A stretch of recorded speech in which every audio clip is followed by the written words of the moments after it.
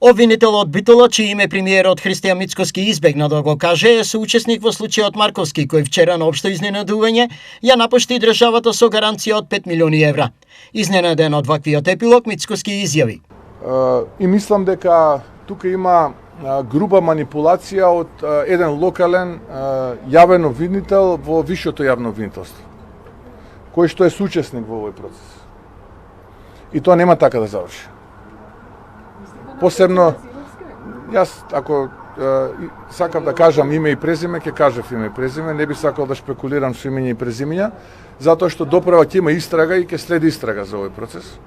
Бизнисменот Борче Марковски, собственик на Марковски компанија, е обвинет дека преку тендер, поврзан со РЕК Битола, се здобил со противправна имотна корист од околу 1,7 милиони евра.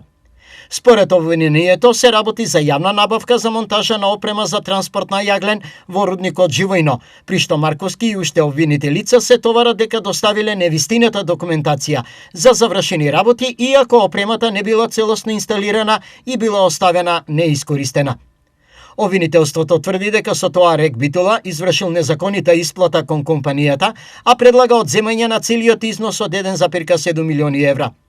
Судскиот процес за Борче Марковски од Основниот суд Битола беше преместен во Основниот суд Струга. Рочиштето е закажано за 2 септември. Премиерот Христијан Мицкоски за деновиве најави исплата на сточарите по сите основи, бидејќи таа беше сврзана со ребалансот на буџетот. Да, ребалансот е донесен, истиот се објавува во службен весник и потоа веднаш, бидејќи средствата се обезбедени, ќе биде сето тоа исплатено.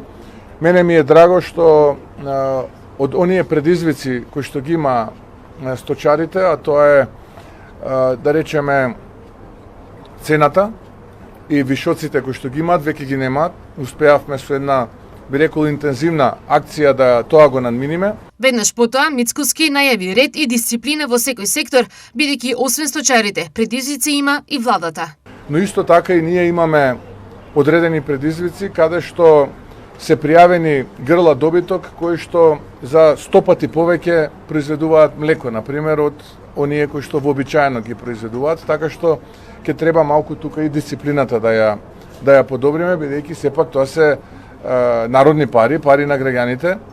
И ако така сите се однесуваме кон тоа што е народно добро, тогаш ќе немаме уште долго. Едноставно ќе треба од нешто да се скрати. Така што ќе мора да сме пред се честни, дисциплинирани и да пријавуваме навистина тоа кое што го произведуваме. Не можеме ние од едно грло добиток да произведеме 100 пати повеќе отколку би рекол, успешното такво грло добиток во светот може да произведе. Сега ќе оставите на совеста на сточарите или ќе има казни? Не, ќе има апсолутно дека ќе има контрола и веќе таа контрола е започната. И не само со овој тип на производи, односно со сточарите, туку и со земјоделците и со станатите земјоделски култури.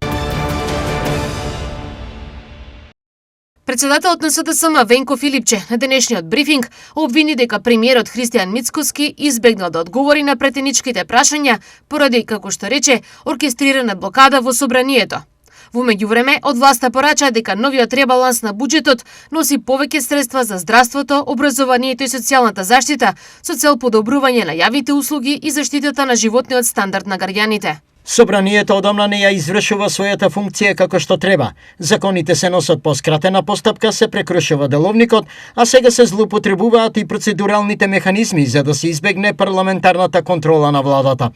Претеничките прашања се сериозен демократски инструмент и никој нема право да го обезвреднува нивното значење. Ние бевме подготвени, имавме 4 пратеници, подготвени материјали, аргументи и прашања, но наместо одговори, власта избра да избега од дебатата. Рече председателот на СДСМ Венко Филипче. Социјалните трансфери се зголемуваат за 2 милиарди 234 милиони денари. Тоа се средства поврзани со социјалните надоместоци, здравствената заштита и обврските кон граѓаните кои не смеат да зависат од дневната политика. Функцијата социјална заштита расте за околу 1 милиарда и 838 милиони денари. Средствата за здравството се зголемуваат за околу 1 милиарда и 811 милиони денари, а за образование е повеќе од 1 милијарди денари. Тоа значи поголема поддршка за здравствените услуги, опрема и објекти за училиштата, средното и високото образование, како и за ученичкиот и студентскиот стандард. На свечен начин, 496 полициски службеници од денес се во системот на полицијата.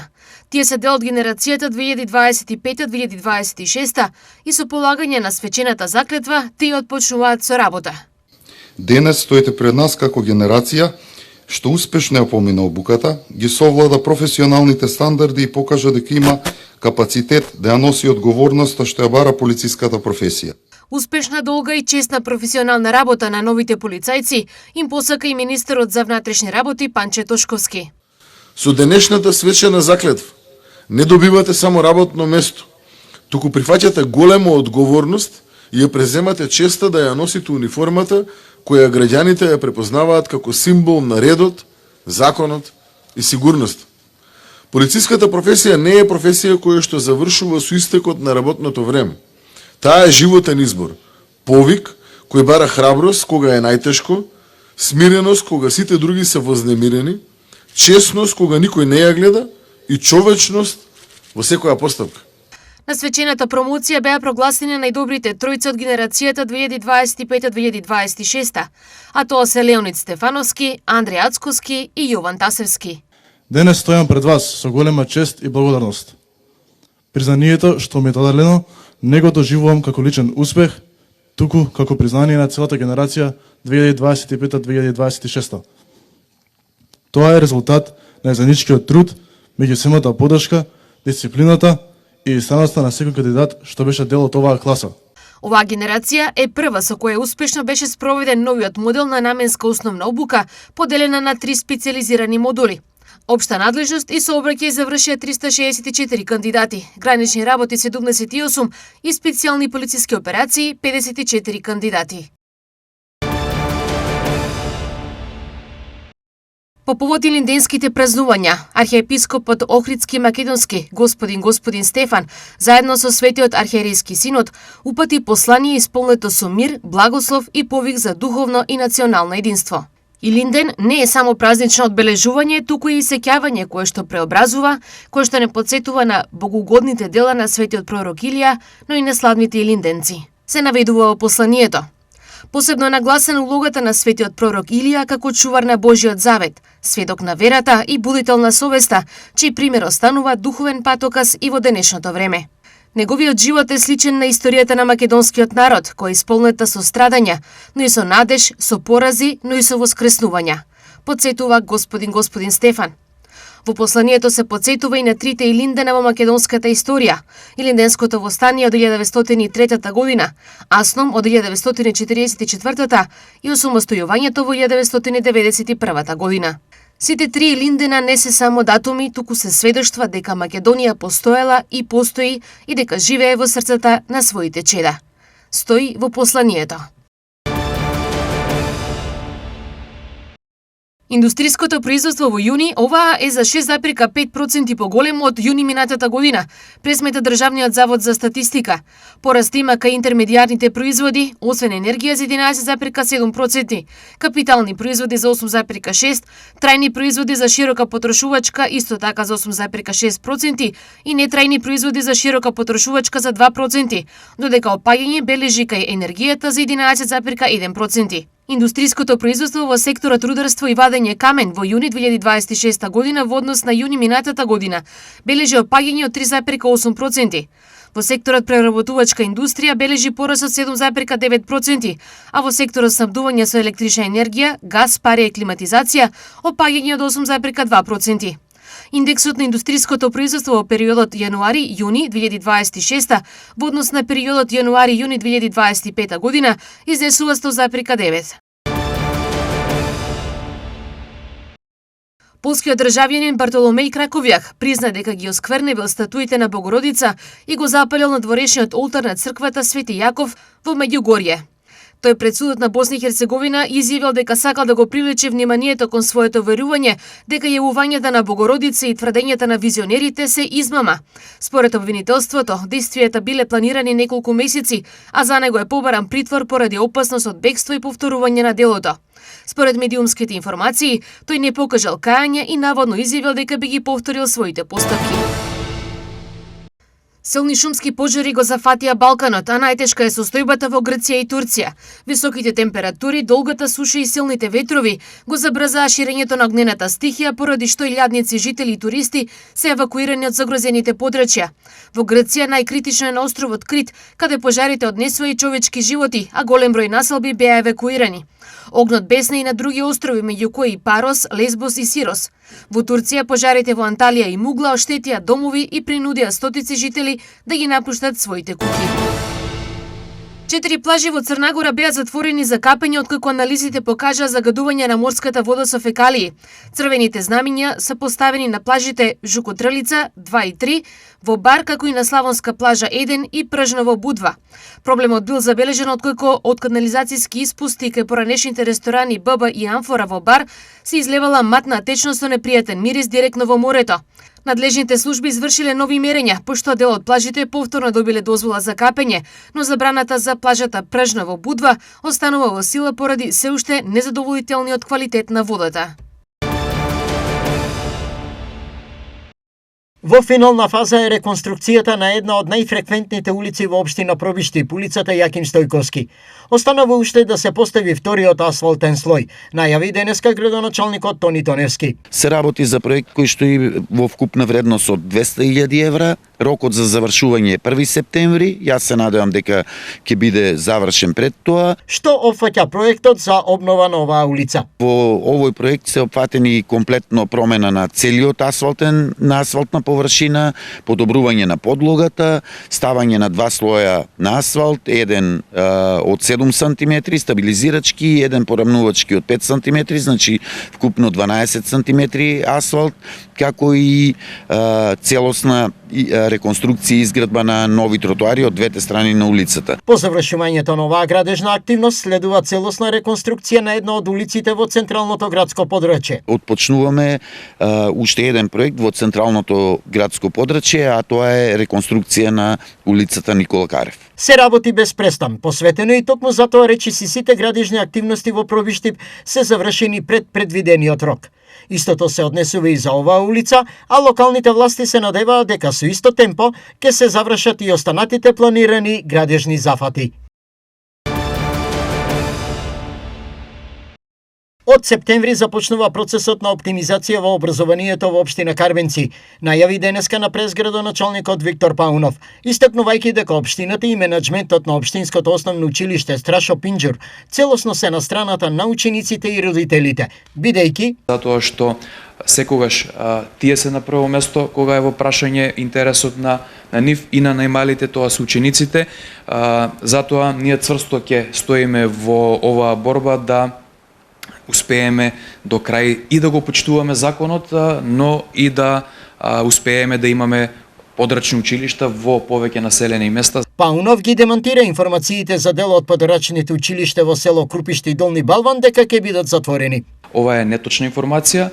Подрачното основно училиште во селото Крупиште ќе продолжи да функционира, иако е опфатено со дел од оптимизацијата, затоа што е намален бројот на деца, но ова училиште ќе продолжи да работи со една паралелка во оделенската настава, затоа што бројот на деца во ова населено место во ово училиште изнесува под 10 или поточно број 9 деца од прво до пето оделение. Се шпекулира и за селото Долни Балван, меѓутоа овде сакам конкретно да изјавам дека во комуникација со Министерството за образование и наука, општина Карбинци и основното училиште Страшо Пинџур во интензивни разговори и комуникации се уште е непознато дали ова училиште ќе успее да обезбеди една комбинирана паралелка, затоа што е надвор од моментално од постоечкиот закон за комбинирање на паралелки. Процесот на оптимизација е присутен во општината и треба да се спроведе, бидејќи демографската слика не е иста како порано, истекна Паунов,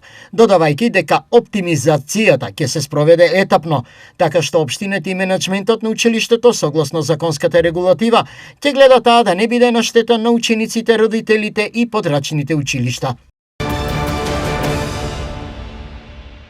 Пожарот на градската депонија во Делчево, кој избувна вчера попладне, е комплетно локализиран. А околу 90% од површината е покриена со земјен нанос, со што значително е намалена емисијата на чад, изјави градоначалникот Гоцевски. Там поради специфичноста на теренот и поради специфичноста на самата депонија, може да се расшири огнот на самата депонија и околу неа и беше запатена и шума, но за среќа што брзата интервенција на нашата противопожарна единица на подружниците овде во Делчево на Македонски шуми и на екипите на јавно комунално предпријатие, како не волонтери, истиот беше многу брзо утилизиран и ставен под контрола.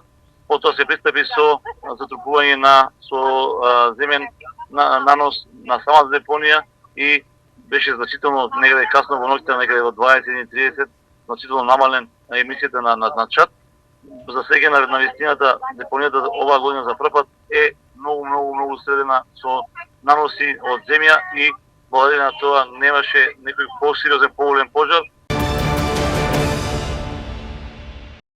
Со најавените температури до 40 степени Целзиусови во наредните денови, Агенцијата за храна и ветеринарство предупредува дека значително се зголемува ризикот од трување со храна и апелира граѓаните да бидат особено внимателни при купување, транспорт, чување и подготовка на прехранбените производи. Купувајте храна исклучиво од проверени продажни места, каде што производите, особено оние од животинско потекло, се чуваат во соодветни разладни уреди. Да не се купуваат производи со штетена или надуена амбалажа, а разладената и замрзнатата храна да се зема на крајот од пазарењето, апелираат од Агенцијата за храна и ветеринарство. На екстремно високи температури храната треба да се чува под 5 степени Целзиусови, додека храната што се подготвува термички мора да биде добро зготвена, на температура повисока од 60 степени. Овошјето и зеленчукот треба темелно да се измијат под млаз вода, а суровото месо, млекото и јајцата да се обработат соодветно пред консумирање. Доколку се сомневате дека храната не е безбедна, не ризикувајте, фрлејте ја. Доколку се јаде во угостителски објекти, препораката е да се избираат локали кои ги почитуваат хигиенските стандарди и имаат добра репутација. Во објектите за брза храна да се избегнуваат додатоци како мајонез, крем салати, сосови и преливи доколку не се чуваат во ладилник. Стои во препораките од Агенцијата за храна и ветеринарство. Републичкиот совет за безбедност на сообраќајот на патиштата апелира до сите учесници во сообраќајот да возат внимателно и одговорно за време на престојниот продолжен празничен викенд по повод 2 август Илинден. Се очекува зголемен интензитет на сообраќајот кон туристичките центри Охрид, Преспа, Дојран, Крушево и Пелинце, како и кон излетничките места и граничните премини. Апелот до возачите е да ги почитуваат ограничувањата на брзината, да не управуваат возило под дејство на алкохол или во состојба на замор, задолжително да користат сигурносен појас и детски седишта, да не користат мобилен телефон за време на возењето и пред патување да ја проверат техничката исправност на возилата. При подолги патувања се препорачува да се прават и паузи на секои 2 часа, а велосипедистите, мотоциклистите и пешаците да бидат особено внимателни.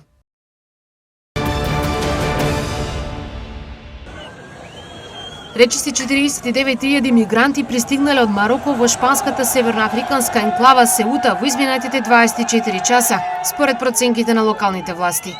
Масовниот прилив предизвикал огромен притисок врз граничните служби, откако илјадници луѓе ја преминувале границата и продолжиле да пристигнуваат во текот на ноќта.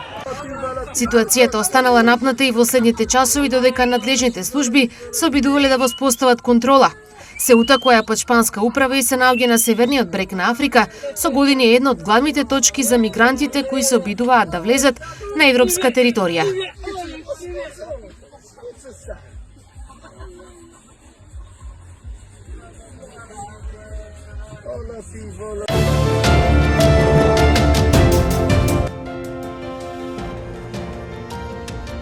И утре времето сончево и многу топло. Температурите до 35 степен.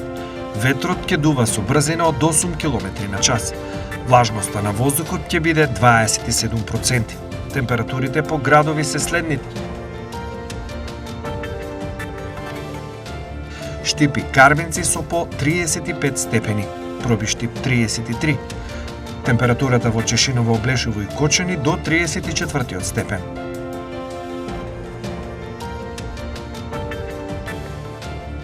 Температурата во Веница до 33, во Македонска Каменица 32, во Делчево до 31, во Пехчево до 30 и во Берово максимални 28 степени.